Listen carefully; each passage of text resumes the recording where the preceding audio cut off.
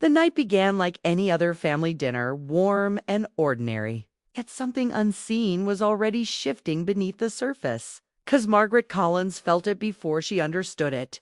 A strange tightening in her chest as laughter bounced off. The walls of her suburban Ohio home, the same home where she had raised her daughter Emily after the divorce, the same kitchen where memories lived quietly in corners.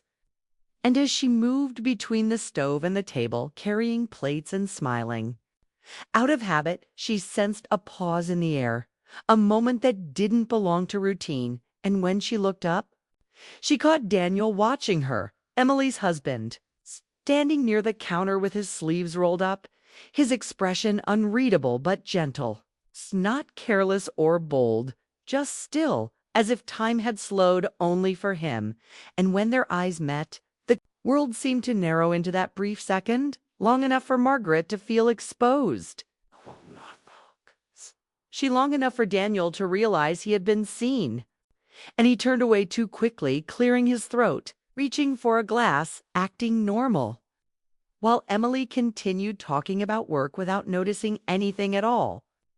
And Margaret told herself she was imagining it, that she was tired, that people looked at people all the time. But her pulse refused to calm, because that look carried weight, not desire, not hunger, but something softer and more dangerous, recognition, the kind that sees past roles and labels, the kind she had not felt in years. And as dinner continued, Margaret tried to focus on the sound of forks, the smell of roasted chicken, the comfort of having her daughter close. Yet her awareness kept drifting back to Daniel, noticing things she never had before. The quiet patience in the way he listened to Emily, the tension in his jaw when he laughed too hard, the way he seemed older than his years in moments of silence. And she hated herself for noticing it all, because he was not meant to be noticed.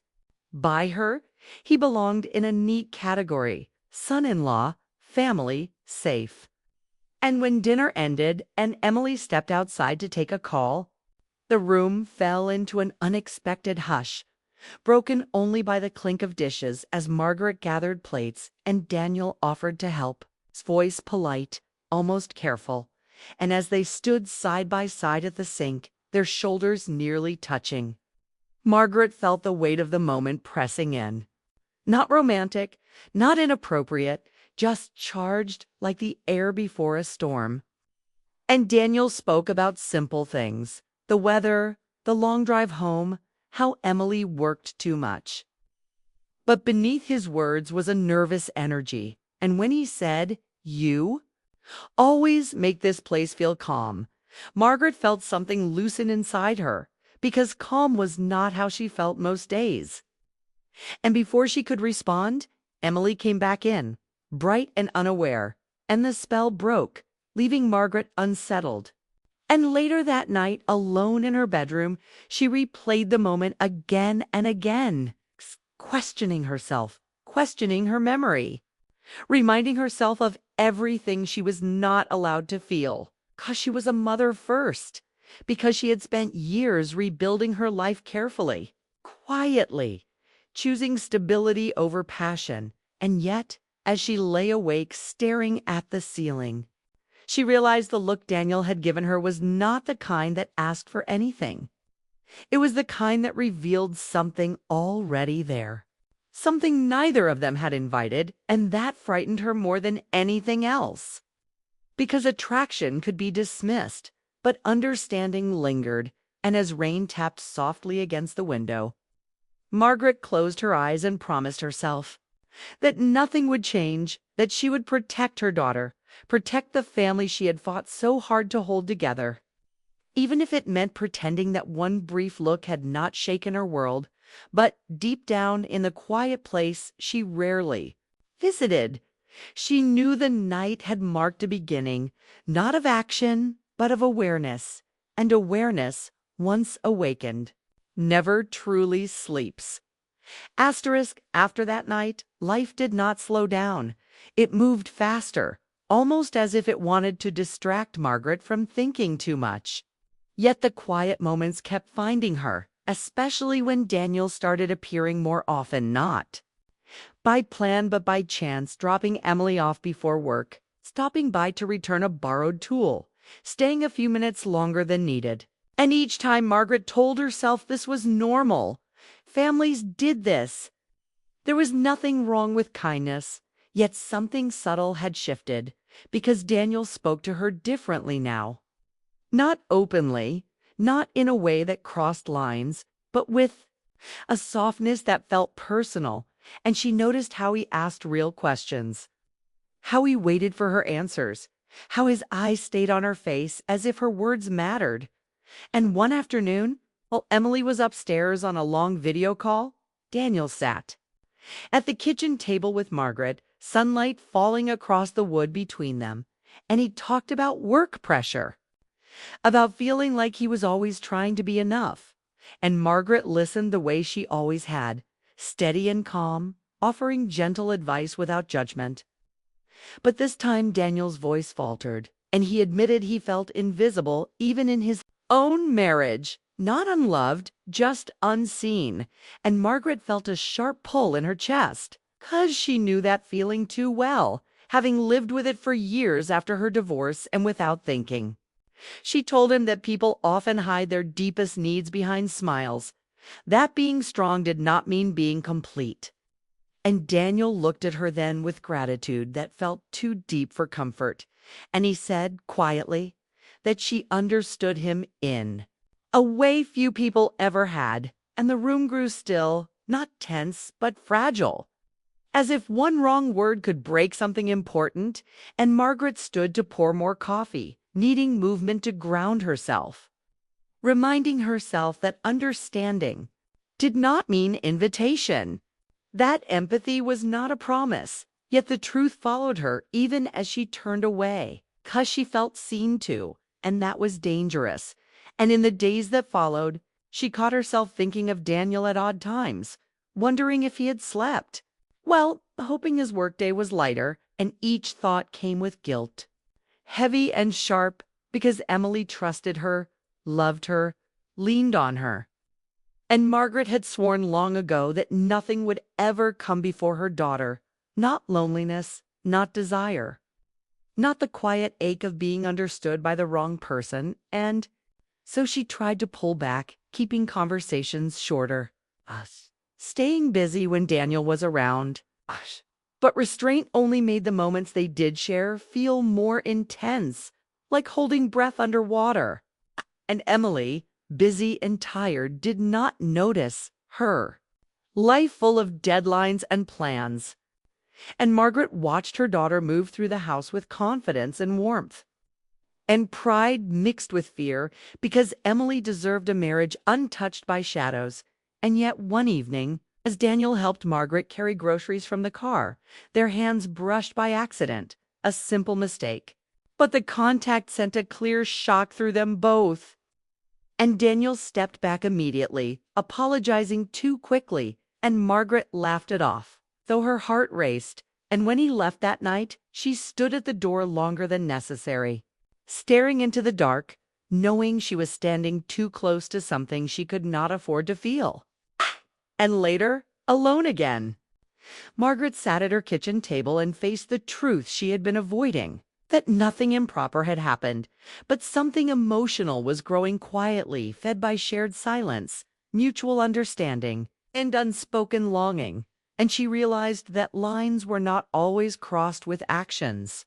Sometimes they blurred slowly through attention, through care, through the dangerous comfort of feeling less alone. And as she folded laundry and moved through her routine, she made a choice, not a final one, but a necessary one, to stay alert, to guard her heart more carefully, to remember who she was and who she needed to be. Because desire could be resisted, but emotional closeness required boundaries. And as night settled over the house, Margaret lay awake again, staring at the ceiling, knowing that whatever was forming between her and Daniel was not love, not yet, but it was something powerful enough to test her. And she wondered, with a mix of fear and sadness. How long she could hold the line before the weight of unsaid feelings demanded to be seen.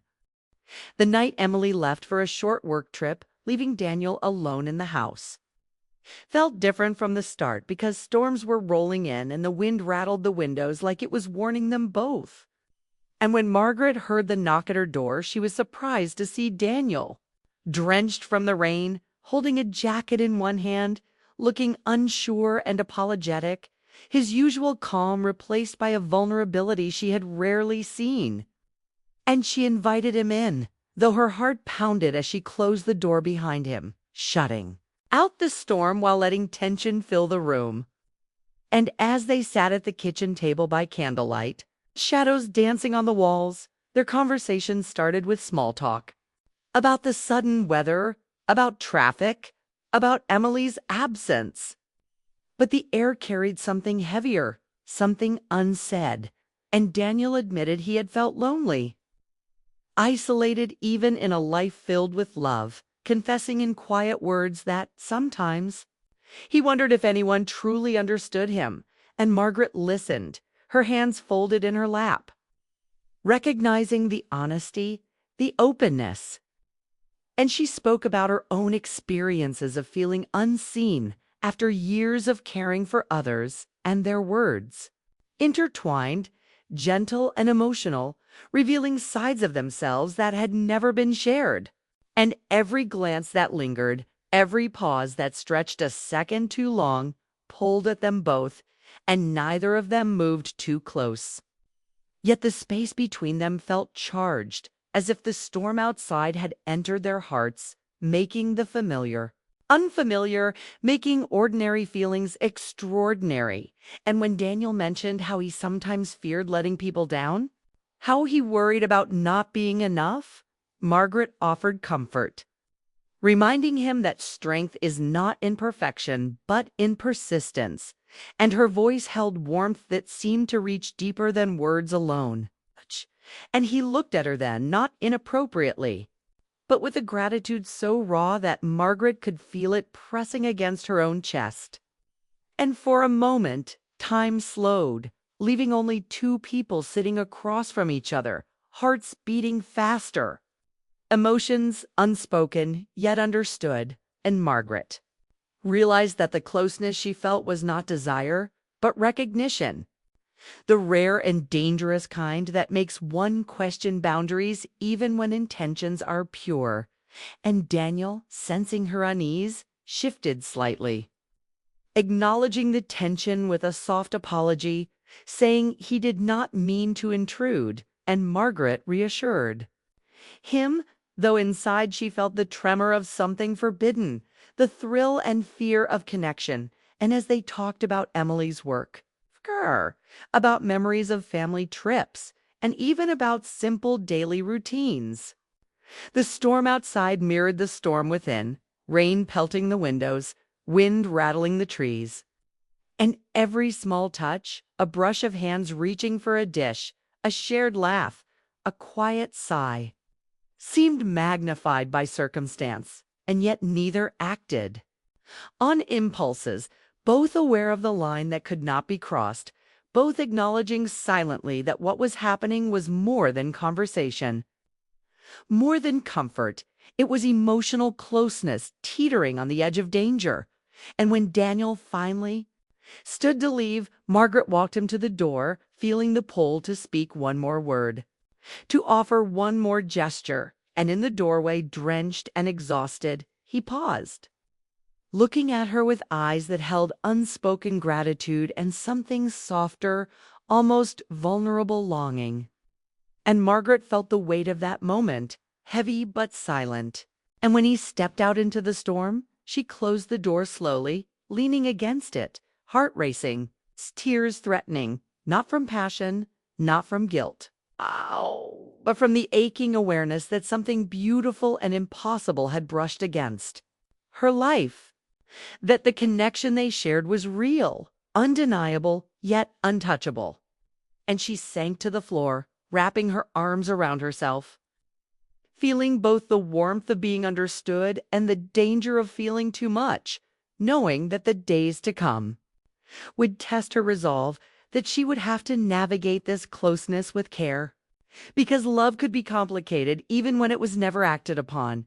And that night, as rain soaked the garden and lightning flickered across the sky, Margaret realized that the hardest moments were not the ones with action, but the ones with silence, where hearts spoke in ways words could not capture. And she understood that this night would stay with her, lingering in memory, shaping how she saw Daniel, how she saw herself, and how she would need to guard both her heart and her daughter's happiness. Because some connections, powerful as they are not meant to be lived, only acknowledged and respected. And as she finally lay down, exhausted and trembling, she accepted that the storm outside had revealed a storm inside. Oh, fragile, tender, emotional truth that could neither be denied nor acted upon. And the quiet ache of it would guide her choices for a long time. When Emily returned from her trip, the house seemed brighter, filled with her laughter, her energy, and her presence. And Margaret watched them closely, noting how Daniel instinctively reached for Emily's hand, how his smile lit up when he saw her, and how naturally their love moved around the house like sunlight, warm and steady, and it made Margaret's chest tighten in ways she couldn't fully explain. Because she loved Emily deeply and wanted nothing to disturb her happiness. Yet the memory of this stormy night lingered, a quiet pulse in the back of her mind that reminded her how close she had come to a connection she could never pursue. And she realized then that sometimes love is about understanding boundaries, about knowing when to step back even when your heart pulls forward. And Margaret decided that she needed to protect what truly mattered, her daughter's trust and joy. And so she began to create distance, gentle and subtle, fewer lingering conversations, shorter moments together, busier schedules, small but intentional gestures that reminded both of them of the proper place each held in the other's life. And Daniel noticed, his eyes reflecting a quiet understanding, a respect for the limits she set. And when he tried to linger in the kitchen after a meal, Margaret smiled politely and steered the conversation to neutral topics, talking about recipes, errands, and books. And though it pained her to do so, she felt a deep relief each time the line held firm, knowing that protecting her daughter's happiness was worth the ache of restraint.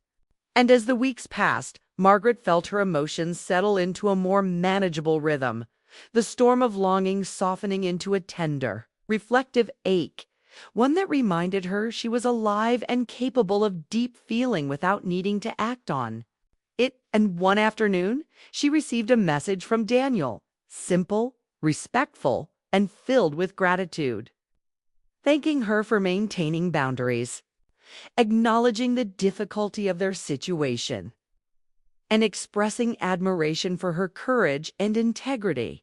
And as she read the words, Margaret felt a quiet pride in herself, not for giving in or winning, but for choosing wisely, for allowing emotions to exist without letting them dictate actions. And she realized that this was a different kind of love, one not measured by possession or closeness, but by respect, understanding, and the ability to release what cannot be held. And watching Emily laugh across the living room, oblivious to the quiet tension that had once existed, Margaret felt the warmth of contentment, knowing that the household's happiness was intact, that the family she had worked so hard to protect remained safe.